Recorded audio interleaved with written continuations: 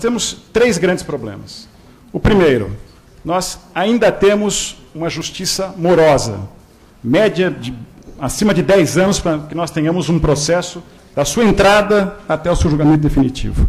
Segundo problema muito bem levantado pelo ministro Gilmar Mendes, temos no Brasil hoje mais de 90 milhões de processos. O que significa isso? Quase que um processo a cada 2 pessoas. É como se todos nós tivéssemos em litígio. Quais são os grandes litigantes? Governos. 51% dos processos dizem respeito a governos, entre federal, estaduais e municipais. 38% de bancos. E 6%, Gilmar, e 6% de empresas de telefonia, ou seja, sobra muito pouco. Então, são grandes litigantes que estão em juízo. Terceiro problema, e é esse que nos toca aqui hoje, falta de acesso à justiça. E é paradoxal, porque um país que tem 90 milhões de processos, que há excesso de litigiosidade, que tem tanta gente em juízo, ainda há muita gente fora de juízo. Há muita gente que não conhece seus direitos e há muita gente que não tem essa rede de proteção judicial, que não tem uma defensoria ou que não pode se valer de uma advocacia solidária, de uma advocacia pro bono para proteger o seu direito. Esses são os 3 grandes problemas principais do país e é esses que nós temos que atacar. Falo aqui como secretária de Reforma do Judiciário, o nome não é o melhor, né, ministro Gilmar Mendes, mas é uma secretaria dentro do Ministério da Justiça. Nosso ministro hoje é o ministro José Eduardo Martins Cardoso, pediu que viesse aqui, deixa um fraterno abraço a todos, e disse, olha, nosso papel na Secretaria de Reforma do Judiciário, primeiro, não é reforma do Judiciário, é articulação com o sistema de justiça, que não é apenas o Poder Judiciário, para que possamos, em conjunto, buscar soluções e políticas públicas para esses problemas centrais do sistema de justiça. No que se refere ao acesso à justiça, o que nós estamos propondo? A nosso juízo, e bebendo aqui um pouco na fonte do que o ministro Gilmar Mendes fez no CNJ, aliás, a administração do ministro Gilmar Mendes no CNJ é histórica, porque realmente trouxe grandes inovações na esfera administrativa para o CNJ, com ideias que até hoje nós olhamos e falamos, mas é isso que a gente quer fazer, é o que o ministro Gilmar deu início lá no CNJ. Qual que é a ideia? Nós temos um verdadeiro exército. Nós temos uma defensoria que tem que ser cada vez mais fortalecida, porque, por mandamento constitucional, é quem deve coordenar o acesso à justiça à população carente. Então, este é o primeiro ponto, fortalecimento da defensoria pública. Os números hoje são gritantes. Nós temos algo em torno realmente de 5 mil defensores públicos no Brasil, que atingem apenas 44% das comarcas estaduais e 22% das seções federais. Ou seja, menos da metade da população estão cobertos pela defensoria. Segundo, quantos advogados nós temos no Brasil hoje? Hoje a Folha de São Paulo mostra o número de advogados.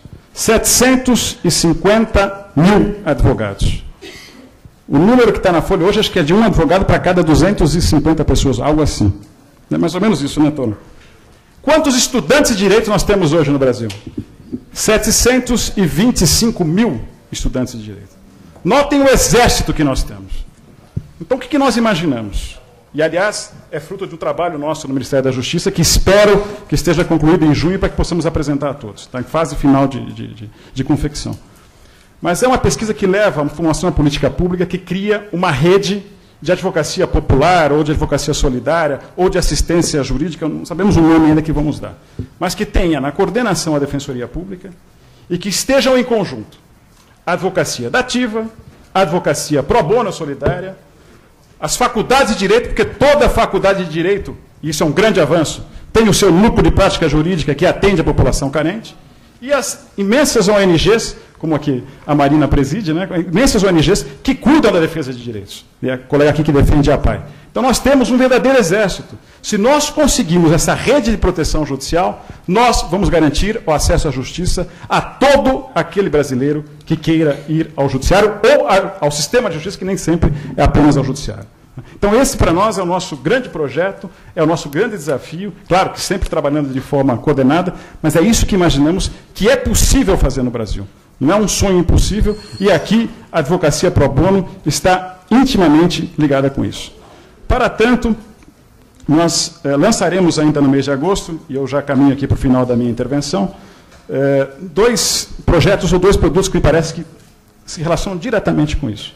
O primeiro, nós lançaremos o Índice de Acesso à Justiça.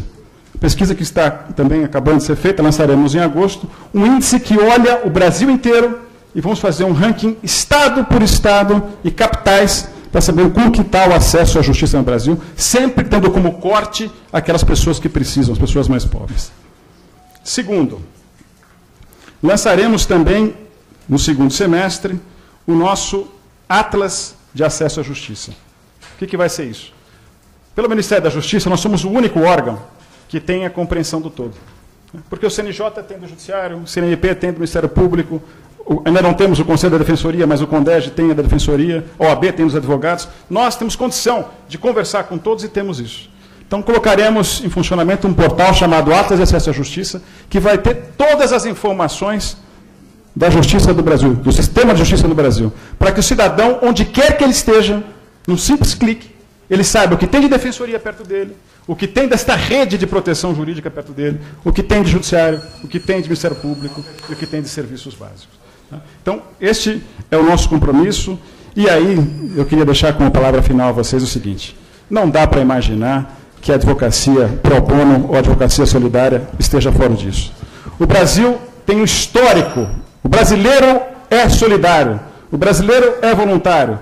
Nós, pelo governo federal, lançamos agora o projeto Brasil Voluntário para aqueles que queiram trabalhar voluntariamente na Copa das Confederações e na Copa do Mundo. Temos um exército de pessoas que querem trabalhar voluntariamente. Lá no Ministério da Justiça, nós temos a Justiça Comunitária, que é a mediação feita nos bairros mais pobres, que é feita por voluntários. Então, não é possível imaginar que nós, e aí eu falo porque eu sou advogado também, e atuei em várias causas pro bono, estou até com medo aqui de algum problema. Mas nós, advogados, temos que poder fazer isso. Nós aprendemos isso na faculdade. Nós ensinamos isso para os nossos alunos. Como que pode não poder que os advogados façam um trabalho voluntário e um trabalho solidário? Então, por último, eu quero dizer a vocês o seguinte: o nosso lema de governo é um país sem miséria. Não podemos pensar um país sem miséria sem acesso à justiça. E não podemos pensar acesso à justiça sem advocacia pro bono. Muito obrigado.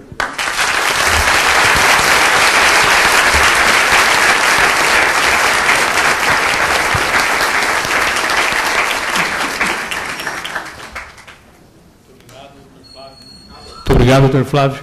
Eu pediria, então, passaria a palavra imediatamente para o doutor Adriano Carrillo, para as suas considerações. Bem, boa tarde a todos. Eu tenho pouco tempo de fala e, na verdade, esse tempo eu poderia gastar dizendo o quanto eu estou honrado de estar aqui nessa mesa, de estar aqui na presença dessa plateia tão seleta. Mas, infelizmente, na verdade, a gente tem muito mais do que discutir aqui. Eu vou pular essa parte, mas eu agradeço, então, o convite, a participação, e só vou dizer que estou muito honrado de estar aqui e cumprimentar a todos na pessoa do ministro Gilmar Mendes, que, diga-se de passagem, também, quando esteve à frente da AGU, fez história e, administrativamente, mesmo juridicamente, colocou a instituição em outro patamar. Então, existe uma AGU antes do ministro Gilmar e uma AGU depois. Eu vim aqui para dizer a posição institucional da Advocacia Geral, é claro que não sobre a resolução da OAB, mas sim sobre a advocacia pro bono. E uma dos pontos negativos que eu pensava quando eu entrei na OAB era justamente de não poder mais advogar, porque existe uma previsão expressa na lei complementar que proíbe os membros da OAB de praticar a advocacia fora da AGU. E justamente eu pensava, não pensando em lucro, porque realmente o tempo já não teria tempo para isso, mas de poder realmente ajudar, né? De poder ajudar as pessoas. Fazer essa advocacia, às vezes, essa consultoria informal, e eu me preocupava com isso.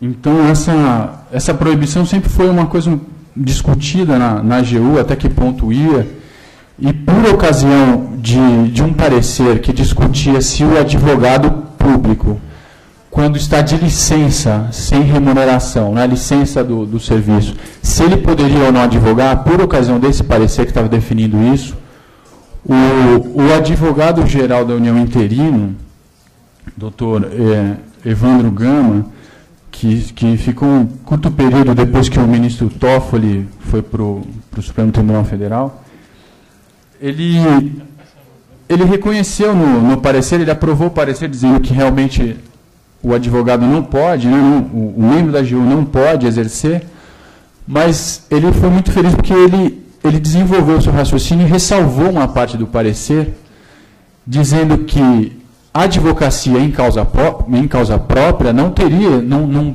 o motivo para existir essa proibição. E também colocou a advocacia pro bono. Então, ele excetuou dessa vedação legal a advocacia em causa própria e a advocacia pro bono.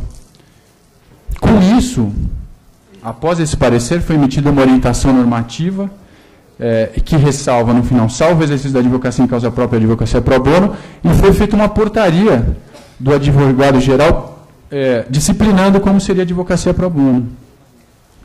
Eu vou pedir licença para ler 2 artigos aqui da portaria.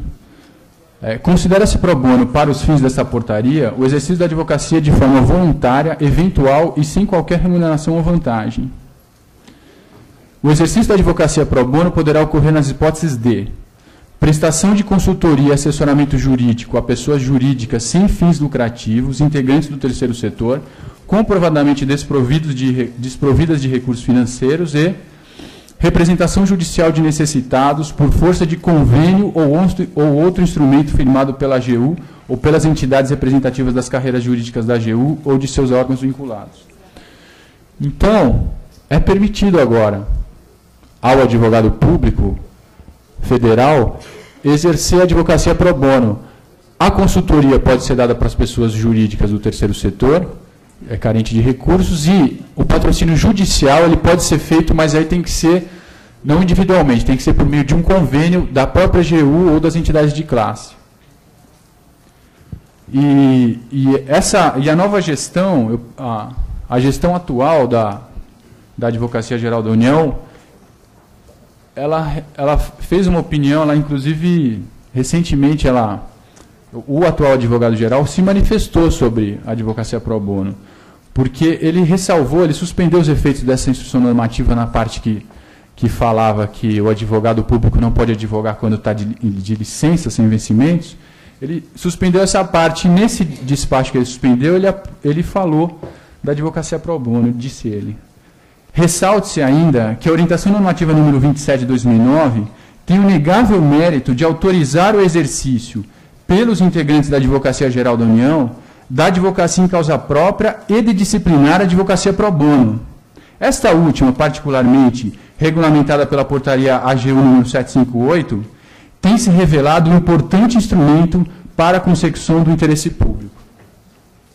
Então, meus prezados presentes, eu fico honrado de saber que a AGU está apoiando apoia a advocacia pro bono, inclusive já fez alguns convênios, alguns advogados participaram de mutirões em matéria de execução penal.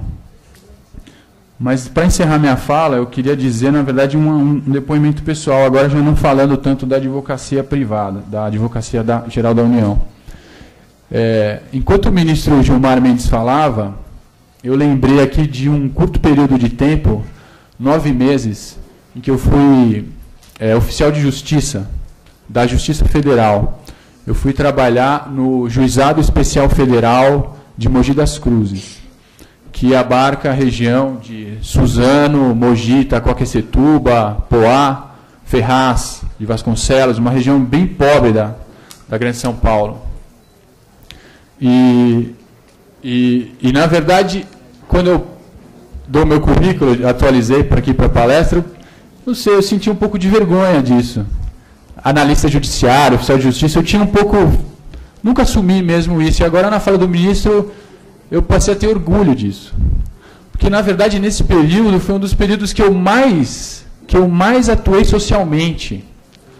Porque porque eu ia intimar as pessoas, e é claro, como eu já tinha conhecimento, estava estudando para concurso, eu aproveitava e, não sei se isso é legítimo ou não, mas orientava minimamente, não no caso, mas a procurar o direito, ao que ela tinha que fazer, que ela não podia ficar parada.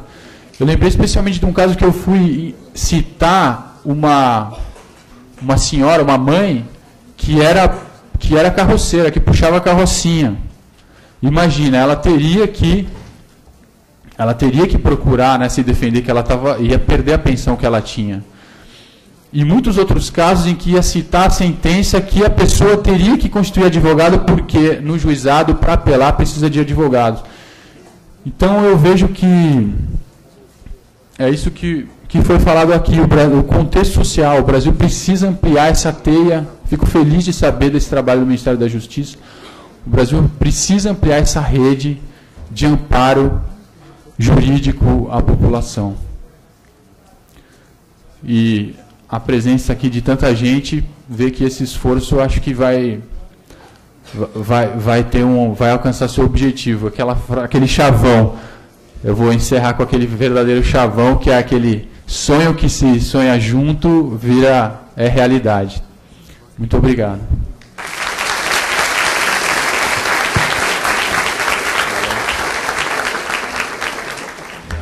Doutor Adriano Carrijo, da AGU, muitíssimo obrigado também por suas palavras. Eu dou início agora às intervenções da plateia. Eu gostaria de, inicialmente, convidar para se manifestar também algumas autoridades que serão chamadas, que eu também peço licença para não ler os currículos, porque provavelmente o currículo ia demorar mais tempo do que a intervenção, que são currículos bastante extensos. Então, eu gostaria de chamar inicialmente para a primeira fala o doutor Miguel Reale Júnior, ex-ministro de Justiça, advogado. Se o senhor quiser usar... Tem o microfone para o senhor? Se o senhor preferir. Está bem, melhor. Melhor. Então. Prezado doutor Jefferson Aparecido Dias, doutora Janice, ilustre ministro Gilmar Mendes, Flávio Piovesan, Flávio Caetano, Adriano Dutra Carrijo, prezados colegas, cumprimentar muito especialmente algo que dá muita alegria, que foi destacado pelo doutor Flávio, que é a presença dos estudantes. É alvissareiro ver a presença da juventude. Aliás, o Centro Acadêmico 11 de Agosto vai lançar um movimento, na próxima semana, de assistência à população carcerária. Ou seja, isto é alvissareiro, essa iniciativa do Centro Acadêmico 11 de Agosto, a mostrar a sensibilidade que os estudantes têm e que, infelizmente, nós não encontramos reproduzida nos nossos órgãos de classe. Queria destacar o seguinte aspecto. No preâmbulo do Código de Ética, que estabelece a indicação firme dos valores orientadores da profissão, se estabelece que o exercício profissional deve se realizar, deve se realizar com despreendimento. E com despreendimento para que não se coloque acima do serviço social o anseio por ganhos materiais. Este é um dado de orientação ética para os advogados. Mais do que isso, no estatuto da nossa Ordem dos Advogados se estabelece como infração disciplinar, no artigo 34, inciso 12, que a infração disciplinar, o advogado se negar sem justa causa a prestar assistência jurídica a quem precisa. Agora, como que se pode pretender proibir aquilo que, se não for feito, é infração disciplinar? Ou seja, é uma contradição tão absoluta proibir que se faça advocacia pro bono, advocacia de assistência ao necessitado, e, ao mesmo tempo, se proibir que se faça advocacia para aquele que necessita. Portanto, há uma contradição, há um desrespeito nesta interpretação às próprias normas dirigentes do exercício da advocacia. Mas quero dizer que, se aqui se encontram vazias as cadeiras abertas à participação da Ordem dos Advogados, ontem o presidente da Ordem dos Advogados, Tomásio Costa, conversou comigo para dizer que se colocava à disposição para uma conversa com os participantes deste encontro, em que se une o Ministério Público e a advocacia, que se une em função de um interesse social, Nisto há uma absoluta identidade entre o Ministério Público e a advocacia. Nós estamos voltados para a assistência à sociedade e, portanto, ele está interessado em fazer uma reunião para conversar, abrindo a porta de uma possível revisão desta resolução ou da interpretação que se deu a essa resolução. Ou seja, essa reunião já frutificou antes de se iniciar. Ou seja, já abriu-se uma porta e eu fico na expectativa de que realmente venha a se realizar esta possibilidade de viabilizar-se aquilo que significa os valores fundamentais da nossa profissão. Eu quero cumprimentar o Ministério Público Federal, quero cumprimentar ao Instituto Pro Bono e a todos os presentes, porque nós vamos frutificar, nós vamos conseguir levar avante esse desafio imenso de acabarmos com esse imenso déficit social que é a impossibilidade de acesso à justiça. Nós temos muitos processos e nós temos muitas poucas partes. Esta é a contradição que se apresenta na justiça brasileira. Nós temos que tentar inverter, reduzir a participação do Estado como litigante e aumentar a participação do cidadão no reclamo dos seus direitos. Muito obrigado.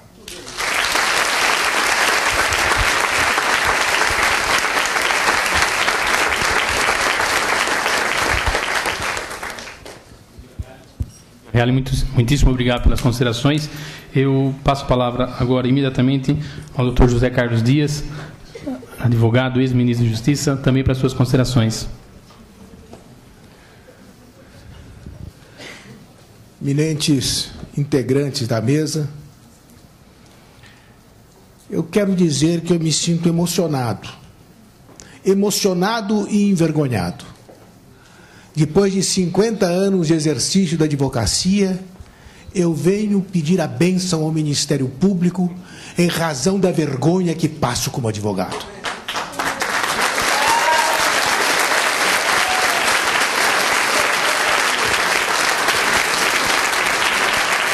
Hão de imaginar que isto não é tarefa fácil para um advogado de defesa. Mas é a verdade que eu estou sentindo na alma. Não posso crer que se negue ao advogado o exercício da liberdade. E o exercício da liberdade significa o direito de defender quem quer que seja. Quem bater a minha porta e precisar de justiça, eu tenho que ser a primeira mão a dar a esta pessoa para que chegue à justiça.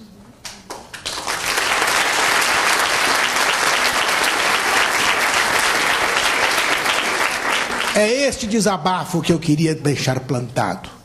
Neste dia histórico, em que eu vejo esta sala apinhada no Ministério Público, em que o Ministério Público abre as suas portas para que a população vibre conosco, nesta expectativa de que todos tenham acesso à justiça.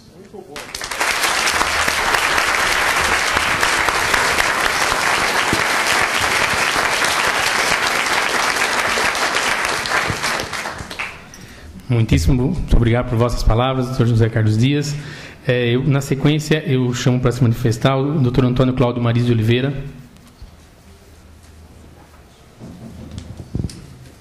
Ilustres componentes da mesa, estudantes, advogadas, advogados, procuradores, falaram o quê? A vergonha do José Carlos é a minha. A nossa vergonha é a vergonha de todos aqueles que advogaram com intensidade, com amor e que ainda advogam, e daqueles em especial que dirigiram a ordem, como o caso do Carlos Miguel Aidar, meu caso, Miguel, José Carlos, que foram conselheiros. Como é possível, ministro, eu imaginar que subindo ao meu escritório, o porteiro do meu prédio, me dizendo que o filho está preso, eu vá dizer a ele que só o socorrerei se ele me pagar R$1.000. Isto afronta, isto atenta, isto causa grande repugnância. E eu lamento muito que a Ordem dos Advogados, que está em mãos de advogados, presumo eu, militantes, a Ordem possa refletir uma ideia tão egoísta, tão apartada dos interesses sociais como esta. Eu imagino um médico ser proibido de tratar de algum paciente, seu cliente, que não possa pagá-lo. É a construção de um país egoísta, apartado das necessidades sociais, um país que vem de encontro ao país dos nossos sonhos, ao país desta juventude que aqui está e que na advocacia ou fora dela construirá aquilo que todos nós almejamos. Então, meus parabéns à Procuradoria. Realmente, em 43 anos de profissão, é a primeira vez que os nossos caminhos vão para o mesmo direcionamento, e eu me sinto muito orgulhoso disso, e espero que em outras oportunidades, pelo bem da sociedade brasileira, nós estejamos de mãos dadas. Muito obrigado.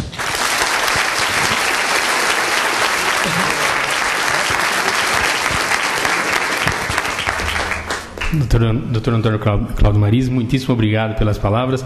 Eu confesso que sinto-me honrado em marchar ao lado também de, não soldados, mas de comandantes tão brilhantes quanto todos que estão aqui. Dando sequência, eu gostaria de convidar o doutor Roberto Zacarias Toron para suas considerações. Olha, eu queria dizer que a vergonha do Zé Carlos, do Maris, é toda minha também. Mas eu não queria ficar apenas nessa declaração, cumprimentando todos os amigos da mesa. Eu não queria ficar apenas nessa declaração, eu queria fazer uma confissão. Isso que o Maris falou, que talvez ele fosse cobrar R$1.000, eu queria dizer que eu faço advocacia pro bono. Eu gosto de fazer, desde o tempo de estudante.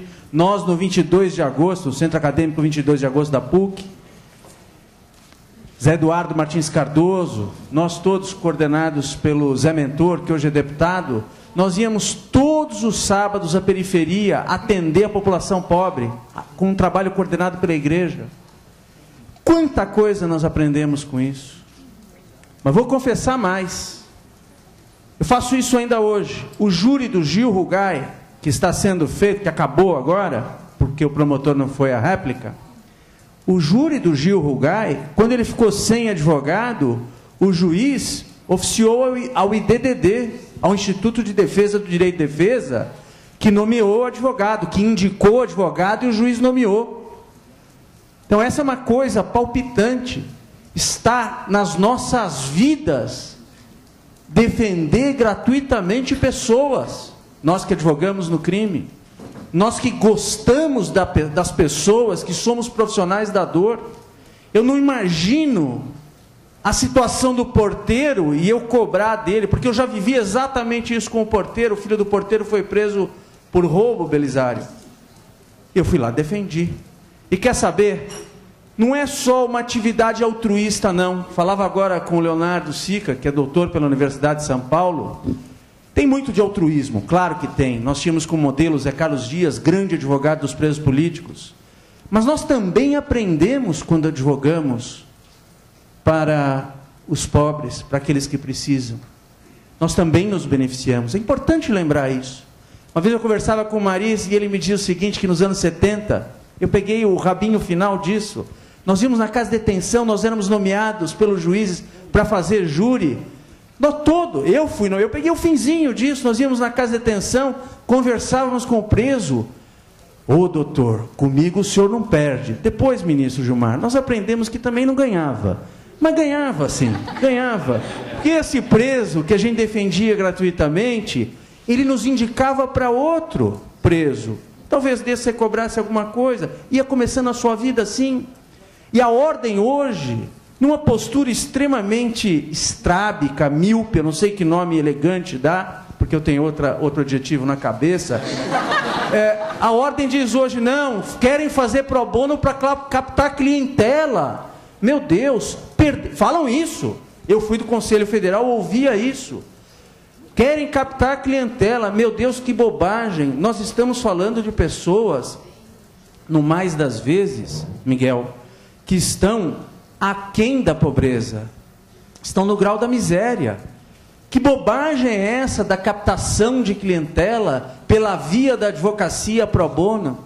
precisa ser muito ingênuo ou estrábico ou confuso para pensar que a partir do pro bono você vai captar clientela. Mas há mais uma coisa, eu já vou encerrando, que eu queria dizer o seguinte: eu ouvia muito, quando eu estava no Conselho Federal, fiquei 6 anos lá, eu ouvia muito o seguinte: não, o advogado não tem que lutar pelo pro bono, não. Isso é dever do Estado, defensoria pública. Uma coisa não exclui a outra.